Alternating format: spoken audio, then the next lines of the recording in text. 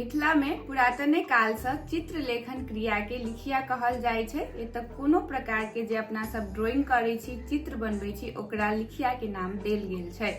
मुख्यतः ई 4 प्रकार से कैल जाय छै। सबसे फर्स्ट में अरिपन, जे अपना सब चाउर के फुला के आ पिसा के जे लेप बनबै छी, ओकरा आंगूर से जे अगना में अपना सब चित्र बनबै छी, ओकरा जे छै से अरिपन कहल जाय छै। अरिपन एकटा आसन के काम करे छै।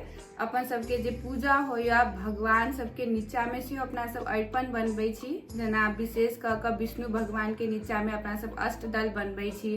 पूजा के जे टोकरी रहे छै ओइ के नीचा में अरिपन बनबै छी। दीप रखे छी, ओकरा नीचा में अरिपन बनबै छी। कलश रहे छै, ओकर नीचा में अरिपन बनबै छी। तो ई जे छै अपना सब भूमि पर डायरेक्ट किछो नहीं रखे छी। पहले अपना सब एकटा आसन दै छियै, ओइ के बाद जे छै कोनो भी वस्तु के रखे छियै।